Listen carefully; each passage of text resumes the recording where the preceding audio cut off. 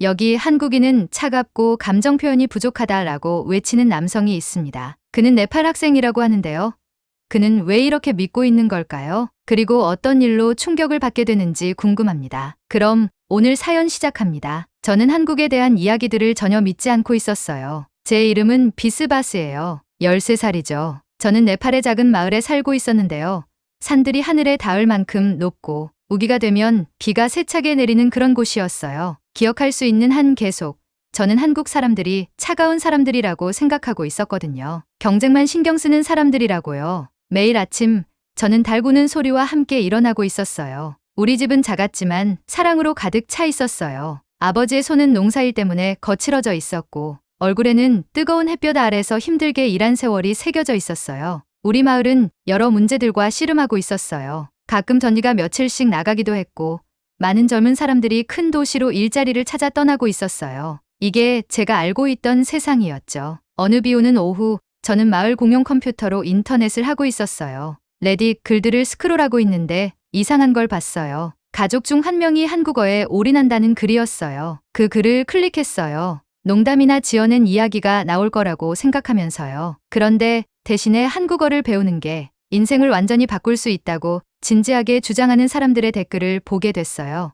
어떤 가족들은 가진 걸 다 팔아서 한 사람을 한국어 학원에 보내고 있다는 이야기도 있었어요. 말이 안 돼 저는 눈을 굴리며 생각하고 있었어요. 언어를 배우는 게 어떻게 모든 문제를 해결할 수 있다는 거지? 그런데 그 글이 계속 머릿속에 남아 있었어요. 세부 내용들이 너무 구체적이어서 가짜일 수가 없었거든요. 며칠 동안 계속 그 글로 돌아가서 댓글들을 더 읽고 더 많은 이야기들을 찾아보고 있었어요. 매일 밤 침대에 누워서 읽은 내용들을 생각하고 있었어요. 양철 지붕에 떨어지는 빗소리가 평소엔 잠들기 좋았는데 이제는 그 이야기들만 떠오르게 했어요. 정말 사실일까? 저는 어둠 속에서 속삭이고 있었어요. 그런 생각을 하니까 불편했어요. 한국어를 배우는 게 정말로 사람들의 인생을 바꾸고 있다면 한국에 대한 제 생각이 틀렸다는 뜻이잖아요. 일주일 동안 비가 세차게 내린 후에 드디어 하늘이 맑아졌어요. 저는 결정을 내렸어요. 이런 이야기들이 정말인지 직접 확인해야겠다고요. 아버지, 아침 식사 중에 말했어요. 카트만두 근처에 있는 마을에 가보고 싶어요. 아버지가 밥에서 고개를 들어 저를 봤어요. 비스바스, 거기는 왜 가려고 하느냐? 진짜 이유는 말할 수 없었어요. 그래서 대신 이렇게 말했어요. 학교 숙제예요. 요즘 사람들이 어떻게 일자리를 찾는지에 대한 거예요. 아버지는 한참 동안 제 얼굴을 살펴보고 계셨어요. 혼자 여행하기엔 위험하다. 혼자가 아니에요. 저는 약속했어요. 쿠룽이네 집에서 지낼 거예요. 지금 거기서 통역사로 일하고 있어요. 더 많은 이야기와 조심하겠다는 여러 약속들 끝에 아버지가 허락해 주셨어요. 다음 날 아침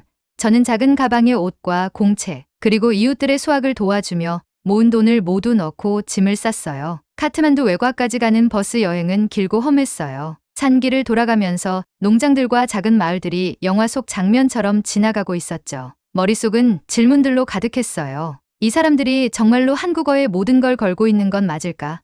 그게 정말 효과가 있는 걸까? 마침내 버스가 멈췄을 때 저는 밝은 햇살 속으로 내렸어요. 공기 냄새가 달랐어요. 디젤 연료와 길거리 음식, 그리고 한 곳에 너무 많은 사람들이 모여있는 냄새가 나고 있었어요. 그때 저를 얼어붙게 만드는 걸 봤어요. 길 건너편에 한글로 쓰인 큰 간판이 있었어요. 언어 학원 광고였죠. 그 밑에는 제 또래와 좀 더 나이가 많은 젊은 사람들이 서서 이야기하고 있었어요. 한국어 교재를 손에 들고 있었죠. 진지하고 결연한 표정들이었어요. 이상한 느낌이 들었어요. 저는 이 사람들이 틀렸다는 걸 증명하러 여기까지 왔어요. 그런데 거기 서서 그 학생들을 보고 있으니까 이 여행이 제가 준비되지 않은 방식으로 저를 바꿀지도 모른다는 걸 깨달았어요. 확신으로 가득했던 익숙한 세상이 갑자기 아주 멀리 느껴졌어요. 이제 돌이킬 수 없었어요. 길 건너편에서 쿠룽이 손을 흔들고 있는 걸 봤어요. 우리 마을에 살 때와는 달라 보였어요. 더 자신감 있어 보였고 도시 옷을 입고 밝게 웃고 있었거든요. 비스바스,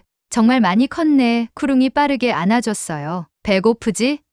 여행 때문에 피곤하지? 배에서 꼬르륵 소리가 나고 있었는데도 고개를 저었어요. 제가 보러 온 것을 너무 빨리 보고 싶었거든요. 한국어 이야기들이 과장됐다는 증거를요. 학교부터 보고 싶어요. 가방끈을 꽉 잡으며 말했어요. 한국어 학원들요. 쿠룽은 놀라지 않는 것처럼 고개를 끄덕였어요. 이 길 바로 아래에 하나 있어. 거기서 시작하자. 그 다음 몇 시간 동안 본 것이 저를 충격에 빠뜨렸어요. 한국어 학원이 하나가 아니라 7개나 있었거든요. 각각의 건물이 모든 연령대의 학생들로 꽉 차 있었어요. 어떤 학원들은 밖에 줄이 서 있었어요. 수업 등록을 기다리는 사람들이었죠. 한 학교 밖에는 큰 포스터가 걸려 있었어요. 한국 공장에서 일하는 네팔 노동자들이 웃고 있는 사진이었어요. 사진 아래에는 큰 글씨로 이렇게 쓰여 있었어요. 당신의 미래가 여기서 시작됩니다. 이건 적절한 말을 찾을 수 없었어요. 놀라워, 신기해, 쿠룽이 대신 말해줬어요. 이게 지금의 현실이야. 비스바스. 한국어 능력이 없으면 여기 많은 가족들에게는 미래가 없어. 미간을 찌푸렸어요. 그럴 리가 없어요. 다른 방법들도 있을 텐데요. 쿠룽은 저와 논쟁하지 않았어요. 그냥 참을성 있게 웃으며 말했어요.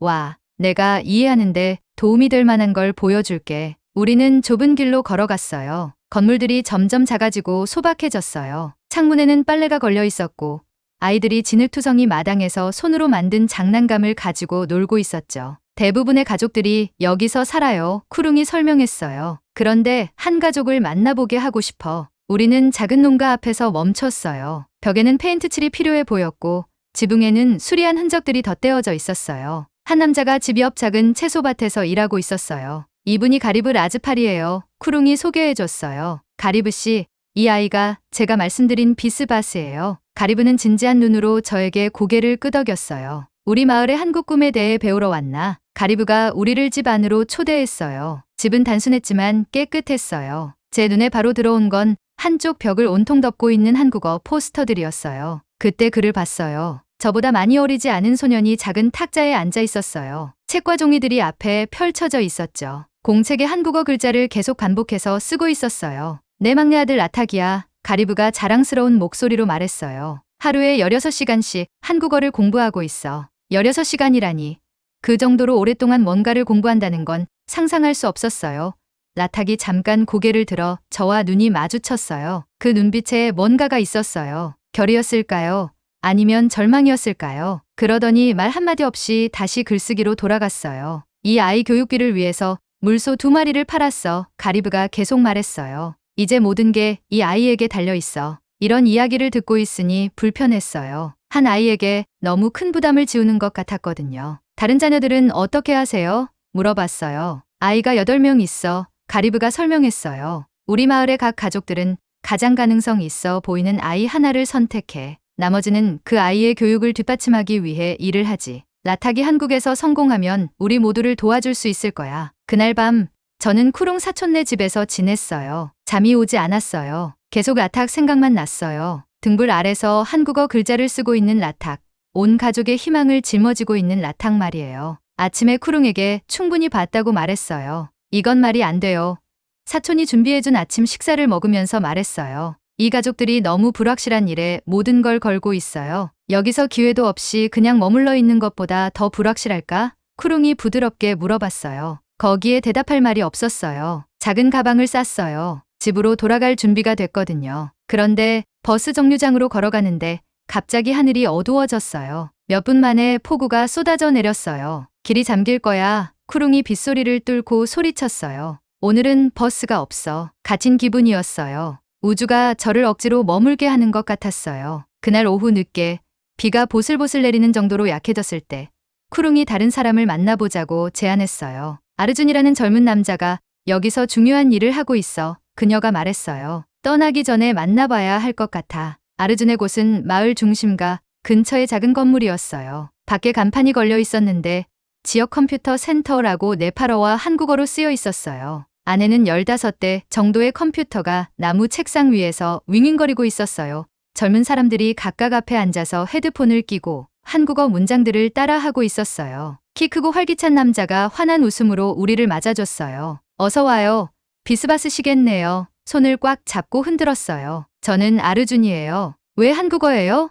직접적으로 물어봤어요. 영어나 중국어나 다른 언어는 안 되나요? 아르준은 제 질문에 기분 나빠하는 것 같지 않았어요. 빈 컴퓨터 앞에 앉으라고 손짓했어요. 뭔가 보여줄게요. 그가 말했어요. 화면에서 차트와 통계를 띄웠어요. 취업률이요. 급여 비교표요. 한국에서 일하는 네팔 노동자들의 성공 이야기들이요. 다른 나라들이 투자하지 않을 때 한국이 네팔에 투자했어요. 아르준이 설명했어요. 한국 회사들은 공정한 임금, 훈련, 의료 혜택을 제공해요. 우리 노동자들을 존중하죠. 제 형 또래의 네팔 남자가 깨끗한 한국 공장에서 일하는 영상을 보여줬어요. 그 남자는 전자 부품을 조립하는 자신의 일을 설명하며 웃고 있었어요. 저분이 라탁의 형이에요. 아르준이 말했어요. 여기서 벌 수 있는 것의 3배를 집으로 보내고 있어요. 영상을 2번 봤어요. 그 안에 나온 한국인 관리자는 네팔 노동자들에게 천천히 말하고 있었어요. 이건 제가 생각하던 차갑고 엄격한 한국인의 모습과 맞지 않았어요. 저도 한때는 당신 같았어요. 아르준이 조용히 말했어요. 한국에 대한 의심으로 가득했었죠. 하지만 사실들이 제 생각을 바꿨어요. 제 어깨에 손을 올렸어요. 당신도 사실들이 생각을 바꾸도록 놔둘 건가요? 다른 컴퓨터에서는 누군가 네팔 자막이 달린 한국 의학 드라마를 보고 있었어요. 한국인 의사가 외국인 환자를 치료하면서 천천히 정중하게 말하고 있었어요. 이번 주에 우리와 함께 머물러요. 아르준이 제안했어요. 뭐가 진실인지 결정하기 전에 모든 걸 봐요. 방 안에 집중하고 있는 얼굴들을 둘러봤어요. 아르준이 여기서 만들어낸 기회를 봤어요. 제 나라와 제가 한 번도 가본 적 없는 나라 사이에 놓인 다리를 봤어요. 좋아요. 마침내 말했어요. 머물게요. 그 말과 함께 보이지 않는 선을 넘었어요. 저는 이미 믿고 있던 걸 확인하러 왔었어요. 이제는 제가 틀렸을 가능성에 마음을 열고 있었어요. 작은 걸음이었지만 엄청나게 느껴졌어요. 밖에서는 비가 계속 내리고 있었어요. 오래된 길들을 씻어내고 새로운 길들을 만들면서요. 비가 풍경을 바꾸는 것처럼 제 마음도 변하기 시작하는 걸 느낄 수 있었어요. 일주일이 2주가 되고 그러더니 한 달이 지났어요. 떠날 수가 없었어요. 라탁과 그의 마을 이야기가 마치 거센 강물처럼 저를 끌어당기고 있었거든요. 새로운 일상은 해 뜨기 전에 시작됐어요. 라탁의 아침 공부 시간에 함께하면서 밖에서 달 기울 때 한국어 단어들을 복습하는 그를 지켜보고 있었어요. 그 눈빛 속의 헌신이 놀라웠어요. 라탁의 친구 키아나가 자주 따뜻한 차이 차와감 만든 사모사를 가져다 줬어요. 밝은 미소를 지었고 라탁이 너무 진지해질 때면 장난스럽게 놀려주곤 했어요. 너도 한국어 배우고 있니?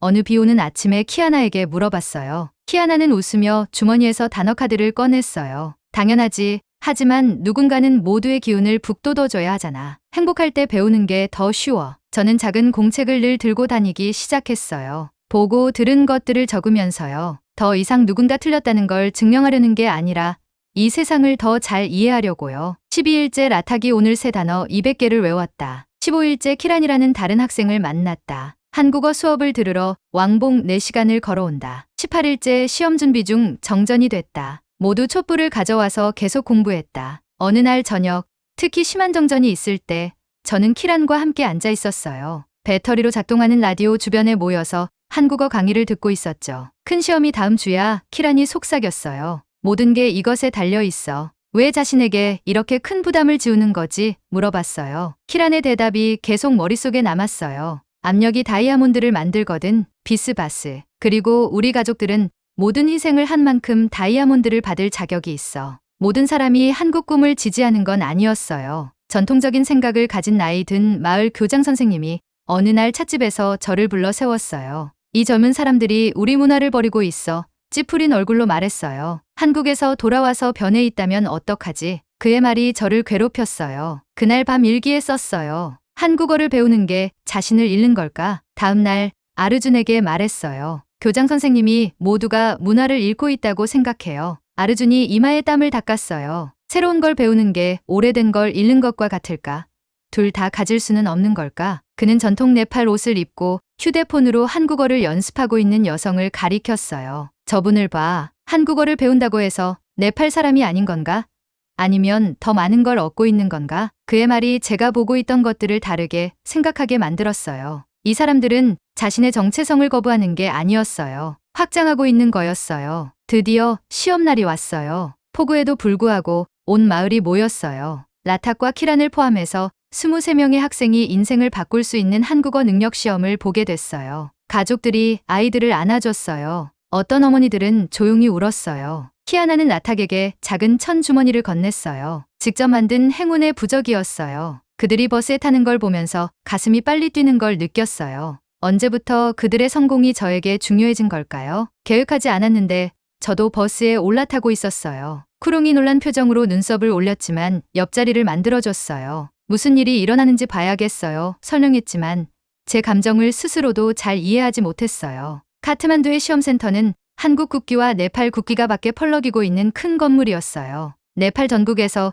온 수백 명의 희망찬 학생들이 긴 줄을 서서 기다리고 있었어요. 라탁이 출석부에 이름을 쓸 때 손이 살짝 떨리고 있었어요. 학생들이 시험을 보는 동안 저는 다른 가족들과 함께 큰 방에서 기다렸어요. 옆에 앉은 나이든 여성이 염주를 만지작거리고 있었어요. 제 손자가 시험을 보고 있어요. 설명해줬어요. 아버지가 5년 동안 한국에서 일했거든요. 이제 그 아이 차례예요. 아들이 한국에 갈 때 걱정되지 않으셨어요? 물어봤어요. 고개를 끄덕였어요. 당연히 걱정됐죠. 하지만 집 한 채 제대로 지을 돈과 아이들을 학교에 보낼 돈을 벌어서 돌아왔어요. 한국이 우리에게 미래를 줬어요. 3시간 후에 학생들이 나왔어요. 라탁의 얼굴에서는 아무것도 알 수 없었어요. 피곤해 보였지만 차분했어요. 어땠어? 물어봤어요. 최선을 다했어요. 간단하게 말했어요. 우리는 모두 함께 마을로 돌아왔어요. 이제 가장 힘든 부분이 남았어요. 결과를 기다리는 거였어요. 2주가 2년 같았어요. 결과가 발표되는 날, 먹구름에서 비가 쏟아졌어요. 하지만 마을의 흥분을 가라앉힐 수는 없었어요. 아르준이 마을 광장에 태양광 패널로 작동하는 프로젝터를 설치했어요. 모두가 우산을 들거나 비닐 비옷을 입고 모였어요. 결과는 정확히 정오에 온라인으로 게시될 예정이었어요. 그 순간이 다가오면서 군중이 조용해졌어요. 저는 라탁네 가족 근처에 서서 마치 제 미래가 걸린 것처럼 가슴이 쿵쾅거리고 있었어요. 명단이 벽에 나타났어요. 작은 글씨로 수백 개의 이름이요. 사람들이 앞으로 밀려가며 필사적으로 찾고 있었어요. 가리브가 화면을 보며 눈을 찡그렸어요. 아들 이름을 찾을 수 없었거든요. 그때 키아나가 소리치며 가리켰어요. 저기, 라탁 라즈팔, 합격. 마을이 환호성으로 터져나왔어요. 가리브가 무릎을 꿇고 거친 얼굴에 눈물이 흘러내렸어요. 라탁은 충격에 얼어붙어 있다가 형제자매들이 둘러싸고 안아줄 때까지 그대로 있었어요. 우리 마을에서 23명 중 17명이 합격했어요. 모두가 성공한 건 아니었어요.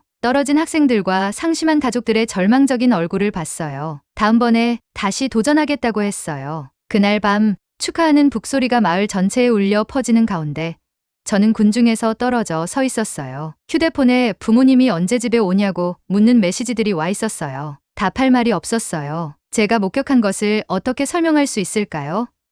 한국과 한국 사람들에 대해 믿었던 모든 것이 틀렸다는 걸 어떻게 말할 수 있을까요? 결심과 희망으로 인생을 바꾸는 가족들을 봤다는 걸 어떻게요? 더 중요한 건 저도 변했다는 걸 어떻게 설명할 수 있을까요? 밤하늘을 올려다보며 비가 부드럽게 내리고 있었어요. 저 구름들 너머 어딘가에 한국이 있었어요. 더 이상 제 마음속에 차갑고 경쟁적인 곳이 아니라 가능성의 땅이었어요. 번개가 번쩍이며 잠깐 동안 축하하고 있는 마을을 비춰줬어요. 그 순간의 빛 속에서 그들의 여행뿐만 아니라 제 자신의 여행도 봤어요. 제 마음속에서 절대 되돌릴 수 없는 문턱을 넘었던 거예요. 꿈처럼 3개월이 지나갔어요. 아직도 믿을 수 없는 일련의 사건들을 통해서요. 아르준의 인맥, 특별한 문화교류 프로그램, 그리고 부모님의 주저하는 허락을 받아서 저는 라탁과 함께 한국 인천공항에 서 있었어요. 공항이 깨끗함으로 반짝이고 있었어요. 밝은 불빛이 반들반들한 바닥에 반사되고 있었죠. 디지털 화면에는 완벽한 한국 글자로 정보가 표시되고 있었어요. 사람들이 질서정연한 줄을 서서 움직이고 있었어요. 모든 게 완벽하게 돌아가는 것 같았어요. 작은 여행 가방을 꽉 잡고서 흥분과 두려움을 동시에 느끼고 있었어요. 이건 몇 달 전에 제가 상상했던 한국이 아니었어요. 이건 진짜였고 저는 여기에 있었어요. 정말 아름다워요. 라탁에게 속삭였어요. 라탁도 고개를 끄덕이며 눈을 크게 뜨고 모든 걸 받아들이고 있었어요. 비디오에서 본 것과 똑같은데 더 좋아. 우리 이름이 적힌 팻말을 들고 있는 친절한 얼굴의 여성이 우리를 맞아줬어요. 첫 주 동안 우리 가이드가 될 분이었어요. 한국어로 천천히 말하다가 우리의 당황한 표정을 보고는 쉬운 영어로 말해줬어요. 한국에 오신 걸 환영해요. 따뜻한 미소를 지으며 말했어요. 새로운 모험이 오늘부터 시작돼요. 공항에서 시내까지 매끄럽고 조용한 전철을 탔어요. 창밖으로 구름까지 닿을 듯한 높은 건물들, 정성스럽게 가꾸어진 나무들이 있는 공원들, 쓰레기 하나 없는 깨끗한 거리들이 보였어요. 라탁과 저는 그의 새 회사에서 제공해준 작은 아파트를 함께 썼어요. 별로 화려하지는 않았어요. 기본 가구가 있는 방 2개뿐이었지만 안정적인 전기, 깨끗한 수돗물, 그리고 천둥번개가 쳐도 작동하는 인터넷이 있었어요. 이런 단순한 것들이 우리 마을을 생각하면 사치처럼 느껴졌어요. 낮에는 각자 다른 길을 걸었어요. 라탁은 제조업 회사에서 일했고요. 저는 교환학생을 위한 특별 프로그램에 참여해서 한국 문화를 배우고 언어 실력을 늘리고 있었어요. 모든 게 완벽하지는 않았어요. 라탁이 일한 지 사흘째 되는 날 환한 표정으로 아파트에 돌아왔어요. 무슨 일이야? 공부하고 있던 한국어 알파벳 책을 내려놓으며 물어봤어요. 동료 중 한 명이 제 발음을 비웃었어요. 조용히 말했어요. 제 한국어가 충분하지 않다고 했어요. 한국 사람들이 차갑고 불친절하다는 제 오래된 믿음이 머릿속에 번쩍했어요. 봐. 제가 한국 사람들에 대해 맞게 생각했던 것 같아요. 라탁이 고개를 저었어요. 한 사람이 모든 사람을 대변하지는 않아요. 비스바스. 고향에서 교장 선생님과 아르준이 완전히 다른 의견을 가졌던 걸 기억해요? 사람들은 어디서나 개인이에요. 그의 지혜가 저를 유치하게 느끼게 만들었어요. 저는 아직도 우리와 그들이라는 단순한 생각을 하고 있었는데 라탁은 사람들을 개인으로 보고 있었거든요. 일주일 후에 라탁이 심한 치통에 걸렸어요. 이 낯선 나라에서 뭘 해야 할지 몰랐어요. 그때 라탁의 베트남인 동료 사루나가 바로 도와주겠다고 나섰어요. 한국 의료 시스템 아주 좋아요. 쉬운 영어로 우리에게 말했어요. 병원에 데려다 줄게요. 현대적인 병원이 저를 놀라게 했어요. 깨끗한 하얀 복도들, 의사들과 간호사들이 방들 사이를 효율적으로 움직이고 있었어요. 회사 건강보험 덕분에 라탁의 치료비는 거의 들지 않았어요. 치과의사가 첨단 장비를 사용해서 아픈 이를 빠르게 치료해줬어요. 친절한 간호사가 사후관리 설명을 도와줬어요. 천천히 말하고 쉬운 단어를 사용해서 우리가 이해할 수 있도록 해줬어요. 이제 여기가 당신들의 제2의 고향이에요. 부드러운 미소를 지으며 라탁에게 말했어요. 그 말이 제 마음 깊은 곳을 건드렸어요. 제2의 고향이라니. 방문자도 외국인도 아니고 여기에 속한 사람들이라는 뜻이었어요. 그날 저녁 우리는 라탁의 가족과 마을의 아르준 컴퓨터 주변에 모인 친구들과 화상통화를 했어요. 그들의 기대에 찬 얼굴들이 화면을 가득 채우며 한국에 대해 수십 개의 질문을 쏟아냈어요. 거리가 정말 완전히 깨끗하다는 게 사실이야. 모든 건물에 엘리베이터가 있어. 한국 음식이 너무 매워. 저는 흥분하며 대답하고 있었어요. 우리 아파트를, 창밖 풍경을, 24시간 문을 닫지 않는 모퉁이 편의점을 보여주면서요. 한국은 제가 생각했던 것과 달라요. 그들에게 인정했어요. 완벽하지는 않아요. 완벽한 곳은 없으니까요. 하지만 제가 상상했던 차갑고 경쟁적인 나라가 아니에요. 여기에도 공동체가 있고 혁신이 있고 친절함이 있어요. 그 다음 몇 달 동안 마을을 위해 모든 걸 기록했어요. 일하는 라탁의 사진을 찍고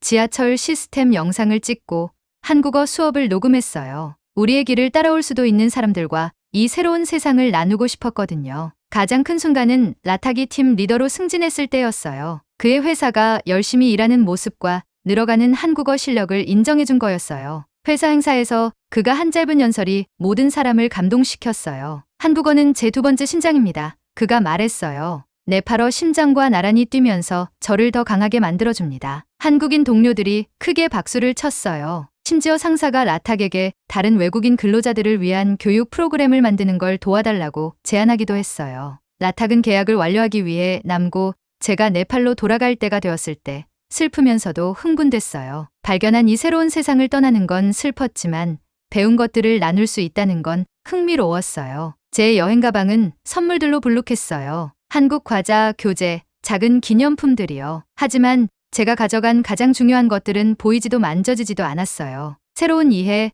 부서진 편견들, 그리고 두 문화 사이의 다리를 마음에 가지고 왔어요. 돌아온 지 일주일 후 마을 학교 앞에 서서 배운 것들을 나눴어요. 학생들과 어른들이 작은 건물에 빽빽하게 모여서 한국에 대한 이야기를 들었어요. 저는 한국이 뭔지 안다고 믿으며 떠났어요. 그들에게 말했어요. 제가 얼마나 적게 이해하고 있었는지 알면서 돌아왔죠. 그리고 확신과 발견 사이의 그 공간에서 진실을 찾았어요. 제가 말하는 동안 우기 비가 양철 지붕을 두드리고 있었지만 안에서는 모두가 앞으로 몸을 기울여 모든 말을 놓치지 않으려고 했어요. 제가 끝낸 후에 손들이 쭉쭉 올라가며 질문했어요. 각각의 질문이 우리 문화들 사이에 또 다른 다리를 놓을 기회였어요. 그날 밤 라탁과 화상통화를 했어요. 긴 하루 일과를 마친 그는 피곤해 보였지만 행복해 보였어요. 모든 걸 다 말해줬어? 물어봤어요. 모든 건 아니에요. 인정했어요. 어떤 것들은 경험해봐야 이해할 수 있어요. 편견이 무너지는 것처럼 정확히 그거예요. 고개를 끄덕였어요. 나라가 지도 위에 한 점 이상이 되고 사람들이 우리가 상상하는 고정관념 이상이 되는 것처럼요. 통화를 끝낸 후 창밖으로 우리 마을을 봤어요. 똑같아 보였어요. 같은 산들, 같은 집들, 저녁 하늘을 반사하는 같은 비숭덩이들이요. 하지만 뭔가 변했어요. 바로 저였어요. 길 아래쪽 건물에 새로 세워지고 있는 간판을 봤어요. 네팔어와 한국어로 이렇게 쓰여 있었어요. 한국어 학원 한 단어씩 다리를 놓습니다. 제 여행이 예상하지 못했던 파급 효과를 만들어냈어요. 한국어 교재를 펼쳐서 계속 공부하면서 진정한 변화는 한 사람이 자신의 믿음을 의심하는 것에서 시작된다는 걸 깨달았어요. 한국으로의 제 여행은 제 마음만 바꾼 게 아니라 다른 사람들이 지나다닐 수 있는 문들을 열어줬어요. 밖에 비가 더 세게 내리면서 박수 같은 소리로 지붕을 두드리고 있었어요. 눈을 감으니 서울의 분주한 거리 소리, 사루나의 친절한 목소리, 라탁의 자랑스러운 연설이 거의 들리는 것 같았어요. 안녕하세요. 속삭였어요. 한국어로 안녕이라는 뜻이에요.